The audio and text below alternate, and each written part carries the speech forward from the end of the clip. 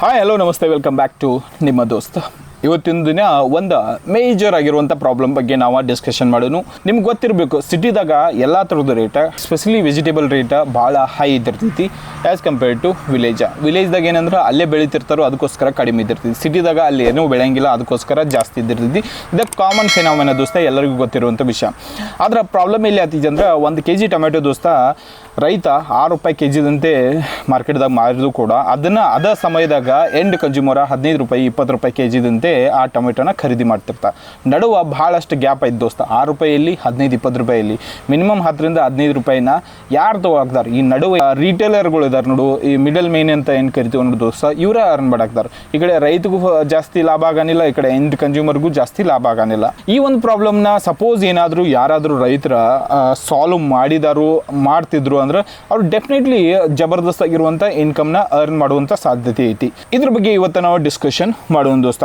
ಒಂದೇದ, ಇವಾಗ ನಾವೇನು ಮಾತಾಡ್ತೀವಲ್ಲ, ಸಪೋಸ್ ನಿಮ್ಮ ಹೊಲ 1 ಎಕರೆ ಐತಿ, ಅದು ಕೂಡ ಸಿಟಿಗೆ ನಿಯರೆಸ್ಟ್ ಆಗಿ ಐತಿ ಅಂತಂದ್ರೆ ಈ ವಿಡಿಯೋನ ಎಂಡ್ ತಕ್ಕ ನೋಡ್ರಿ. ಯಾಕಂದ್ರೆ ನಾನು ನಿಮ್ಗೆ ಹೇಳ್ತೇನೆ, ಟ್ರಾನ್ಸ್ಪೋರ್ಟೇಷನ್ ಕಾಸ್ಟ್ ಜಾಸ್ತಿ ಆದಿದ್ದು ದೋಸ್ತ. ಸಿಟಿಗೆ ನಿಯರೆಸ್ಟ್ ಆಗಿದ್ರಿ ಅಂದ್ರೆ ನೀವು ಟ್ರಾನ್ಸ್ಪೋರ್ಟೇಷನ್ ಕಾಸ್ಟ್ನ ಕಡಿಮೆ ಮಾಡ್ಕೋಬಹುದು ಮತ್ತು ಈಸಿಲಿ ನೀವು ಹೋಗಿ ಅದ್ರ ಬಗ್ಗೆ ಮಾರ್ಬೋದು. ಓಕೆ, ಇವಾಗ ನೋಡು 5 ಇಂಥ ವೆಜಿಟೇಬಲ್ಗಳು ದೋಸ್ತ ಮಾರ್ಕೆಟ್ದಾಗ ಯಾವಾಗಲೂ ಹೈ ಡಿಮ್ಯಾಂಡ್ದಾಗ ಇದ್ದಿರ್ತಾವೆ. ಆನ್ ಎನ್ ಎವರೇಜ್ ಆ ಥರ ರೇಟು ಕೂಡ ನಾವು ಮಾತಾಡೋಣ. ಕೊತ್ತಂಬರಿ ಎಲ್ಲ ಕಿಚನ್ದಾಗ ನೀಡಿರುವಂಥ ಒಂದು ವಸ್ತು ದೋಸ್ತ. ಆನ್ ಎನ್ ಎವರೇಜ್ ನೀವು ಈ ಥರ ರೇಟ್ ಬಿ ನೋಡೋದೈತಂದ್ರೆ 40 ರೂಪಾಯಿದಿಂದ ಹಿಡ್ಕೊಂಡು 80 ರೂಪಾಯಿ ಕಿಲೋ ತನಕ ಆಲ್ ದ ಇಯರ್ ಪೂರ ವರ್ಷ ಪೂರ್ತಿ ಇದ್ರದ್ದು ರೇಟ್ ಇರ್ತೈತಿ. ಹೆಚ್ಚು ಕಡಿಮೆ ಆಗುವಂಥ ಚಾನ್ಸಸ್ಸು ಇದ್ದಿರ್ತೈತಿ. ಇನ್ನು ಎಲ್ಲಿ ಇರುವಂಥ ಪಲ್ಯಗಳು ತೊಗೋದೈತಂದ್ರೆ ನೀವು ಪಾಲಕ್ ತೊಗೋರಿ, ಮೆತ್ತಿ ತೊಗೋರಿ, ಇನ್ನು ಭಾಳಷ್ಟು ಪಲ್ಯಗಳು ಬರ್ತಾವೆ ದೋಸ್ತ. ಇವೆಲ್ಲ ಪಲ್ಯಗಳದ್ದು ಕೂಡ ಭಾಳ ಕಡೆ ನೀಡಿದ್ದಿರ್ತಾರೆ. ಡೈಲಿ ಮನ್ಯಾಗೂ ಯೂಸ್ ಮಾಡ್ತಾರೆ, ಹೋಟೆಲ್ದಾಗೂ ಎಲ್ಲ ಈ ಕಡೆ ಯೂಸ್ ಮಾಡ್ತಾರೆ. ಆನ್ ಎನ್ ಎವರೇಜ್ ಇದ್ರ ರೇಟ್ ನೋಡೋದೈತೆ ಅಂದ್ರೆ ದೋಸ್ತ 30 ರೂಪಾಯಿದಿಂದ ಹಿಡ್ಕೊಂಡು 60 ರೂಪಾಯಿ ಕೆಜಿ ತನಕ ಇದ್ರದ ರೇಟ್ ಇದ್ದಿರ್ತೈತಿ. ಇದೇನಂದ್ರೆ 30ರಿಂದ 45 ದಿನದಾಗ ಬರುವಂಥ ಬೆಳೆಗಳು ದೋಸ್ತಿವ.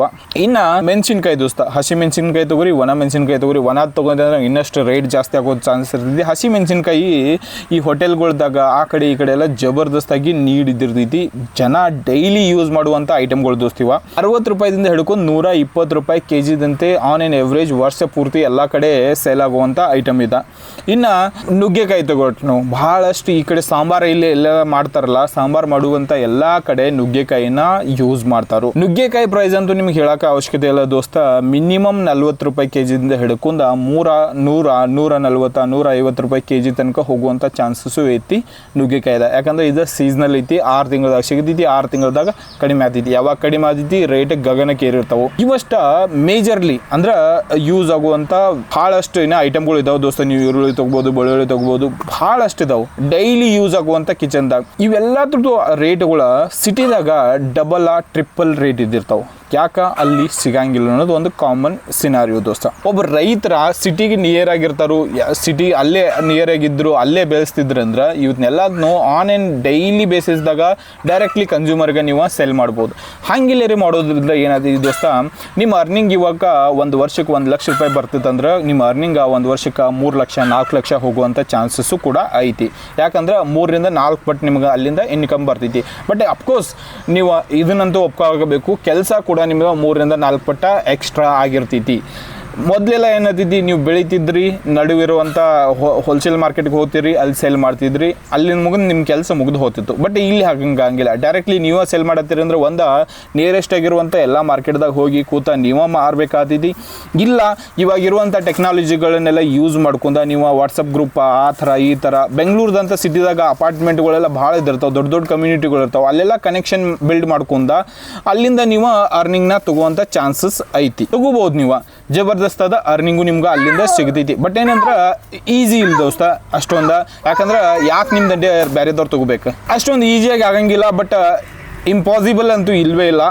ಒಬ್ಬ ರೈತ ಮನಸ್ಸು ಮಾಡಿತಂದ್ರೆ ಏನು ಬೇಕಾದ್ರೂ ಮಾಡೋಕ್ಕೆ ಸಾಧ್ಯತೆ. ಒಂದು ಸ್ವಲ್ಪ ಸ್ಮಾರ್ಟ್ ಫಾರ್ಮರ್ ಆಗ್ರಿ, ಬಿಸ್ನೆಸ್ ಮೈಂಡೆಡ್ ಫಾರ್ಮರ್ ಆಗ್ರಿ ಅಂತ ನಾನು ನಿಮ್ಗೆ ಸಜೆಷನ್ ಮಾಡ್ತೇನೆ. ಯಾಕಂದರೆ ಇವತ್ತಿನ ದಿನದಾಗ ನೀವು ಬರೇ ಫಾರ್ಮರ್ ಆಗಿದ್ರಿ ಅಂದರೆ ನೀವು ಇನ್ಕಮ್ನ ಅರ್ನ್ ಮಾಡೋಕ್ಕೆ ಸಾಧ್ಯ ಇಲ್ಲ.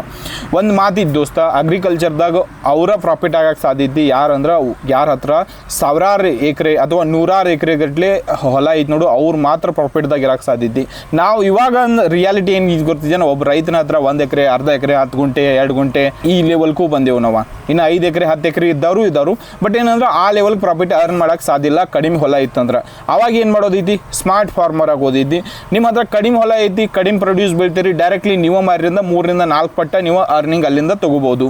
ಕಡಿಮೆ ಅರ್ನಿಂಗ್ನ ನೀವು ಮಾಡ್ಕೋಬಹುದು. ಅಂದ್ರೆ ಕಡಿಮೆ ಜಾಗದಾಗ ಹೆಚ್ಚು ಅರ್ನಿಂಗ್ ಮಾಡ್ಕೊಳಕ್ಕೆ ಇದು ಒಂದೇ ವೇ ಐತಿ ದೋಸ್ತ. ನೀವು ದೊಡ್ಡ ಫಾರ್ಮರ್ ಥರ 100 ಎಕರೆ ಇದ್ದವ್ರ ಜೊತೆ ಇದನ್ನ ಬೆಳೆಯೋದ್ರಾಗ ನಂಗೆ ಸಾಕಾಗೈತಿ, ಇನ್ನು ಮಾರ್ಕೆಟ್ಗೆ ನಾಳೆಯಲ್ಲಿ ಹೋಗಿ ಮಾರಲಿ ಅಂತಂದ್ರೆ ಆಬ್ವಿಯಸ್ಲಿ ನೀವು ಆ ಲೆವೆಲ್ದ ಇನ್ಕಮ್ನ ಎಕ್ಸ್ಪೆಕ್ಟ್ ಮಾಡೋಕೆ ಆಗಂಗಿಲ್ಲ. ಸಾಲ ಸೂಲ ಜಾಸ್ತಿ ಆಗ್ತಾವು. ಲಾಸ್ಟ್ಗೆ ಆ ಪರಿಸ್ಥಿತಿ ಬಂದೇ ಬರ್ತೈತಿ. ಯಾವುದಂದ್ರೆ ಹಾಕಿದ ಖರ್ಚು ಹೊಂಟಂಗಿಲ್ಲ. ಇಂಥ ಪ್ರಾಬ್ಲಮ್ಗಳು ನೀವು ಆಲ್ರೆಡಿ ಫೇಸ್ ಮಾಡತ್ತೀರಿ. ಬಟ್ ಆ ಸೊಲ್ಯೂಷನ್ ಇರೋದು ಇದಕ್ಕೆ ಒಂದೇ ದೋಸ್ತ, ಡೈರೆಕ್ಟ್ಲಿ ನೀವು ಸೆಲ್ ಮಾಡಬೇಕು. ಆವಾಗ ಮಾತ್ರ ನೀವು ಪ್ರಾಫಿಟ್ ಆಗೋಕ್ಕೆ ಸಾಧ್ಯತೆ ಇಲ್ಲ. ಅಂತಂದ್ರೆ ದೇವರಾಣಿಗೂ ನೀವು ಪ್ರಾಫಿಟ್ ಆಗೋಕ್ಕೆ ಸಾಧ್ಯ ಇಲ್ಲ. ಯಾವುದೇ ಬೇಕಂತ ಬೆಳೆಗಳು ನೀವು ಬೆಳೀರಿ. ಇದಿಷ್ಟಾಗಿತ್ತು ಸ್ಮಾಲ್ ಡಿಸ್ಕಷನ್ ದೋಸ್ತ ಇವತ್ತಿನ ದಿನ. ಒಬ್ಬ ರೈತ ಪ್ರಾಫಿಟಬಲ್ ಆಗಬೇಕಾಯ್ತಂದ್ರೆ ಏನು ಮಾಡೋಕ್ಕೆ ಸಾಧ್ಯ ಐತಿ ಅನ್ನೋದ. ಇದಿಷ್ಟಾಗಿತ್ತು ಇವತ್ತಿನ ವಿಡಿಯೋದಾಗ ದೋಸ್ತ. ಸಮೀರ್ ನಿಮಗೆಲ್ಲರೂ ಈ ಕಾನ್ಸೆಪ್ಟ್ ಚಲೋ ಅನಿಸ್ತಂದ್ರೆ ಒಂದು ಲೈಕ್ ಮಾಡಿರಿ. ಇಂಥ ಕಾನ್ಸೆಪ್ಟ್ಗಳು ನೀವು ಎಲ್ಲರೂ ಲೈಕ್ ಮಾಡಕತ್ತಿದ್ರೆ ನಂಗೆ ಗೊತ್ತಾಗ್ತಿದ್ದೆ. ಅಟ್ಲೀಸ್ಟ್ ಸಮ್ವೇರ್ ಇದು ನಿಮ್ದ ನಡುವೆ ಇರುವಂಥ ಒಂದು ಕನ್ವರ್ಸೇಷನ್ ಒನ್ ಸೈಡೆಡ್ ಇದ್ದಿರ್ಬೋದು. ನಿಮ್ಮ ಮೈಂಡ್ನಾಗ ಭಾಳಷ್ಟು ಕ್ವಶನ್ಗಳು ಇದ್ದಿರ್ಬೋದು ಇದ್ರ ರಿಲೇಟೆಡ್. ಆ ಪ್ರಾಬ್ಲಮ್ ಐತಿ, ಈ ಪ್ರಾಬ್ಲಮ್ ಐತಿ, ನೀವು ಹೇಳಿದ ವರ್ಕ್ ಹಂಗಿಲ್ಲ, ಹಂಗೆ ಏನಾದರೂ ಇರಲಿ ಕಮೆಂಟ್ದಾಗ ಹೇಳಿ ಹೋಗ್ರಿ. ಮೇ ಬಿ ನನಗೂ ಗೊತ್ತಾಗ್ತೈತಿ ನೀವು ಹೆಂಗೆ ಥಿಂಕ್ ಮಾಡತ್ತೀರಿ ಅಂತಂದ. ಫ್ಯೂಚರಿಸ್ಟಿಕ್ ದಿನದಾಗ ರಿಯಲ್ ಪ್ರಾಬ್ಲಮ್ ಮ್ಯಾಗ ರಿಯಲ್ ಫಾರ್ಮರ್ ಜೊತೆ ನಾವು ಮಾತಾಡುವಂಥ ಪ್ರಯತ್ನನೂ ಮಾಡೋನು. ಸೊ ಅದನ್ನು ಕ್ಯಾಪ್ಚರ್ ಮಾಡಿ ನಿಮ್ಗೆ ತೋರಿಸ್ತಾನು ಅವ್ರು ಹೆಂಗೆ ಥಿಂಕ್ ಮಾಡ್ತವ್ರು ಎತ್ತ ಅಂತಂದ. ಎಲ್ಲ ಸ್ಟಾರ್ಟ್ ಆದಿದ್ದು ದೋಸ್ತ ಇಲ್ಲಿಂದ. ಇಲ್ಲಿ ಸ್ಟಾರ್ಟ್ ಮಾಡಿರಿ ಅಂದ್ರೆ ಎಲ್ಲನೂ ವರ್ಕ್ ಆಗ್ತೈತಿ. ಸಿಗ್ತಾನೋ ಮತ್ತೊಂದು ವಿಡಿಯೋದಾಗ ಮತ್ತೊಂದು ಟಾಪಿಕ್ ಮ್ಯಾಗ. ಅಲ್ಲಿ ತನಕ ನಮಸ್ತೆ.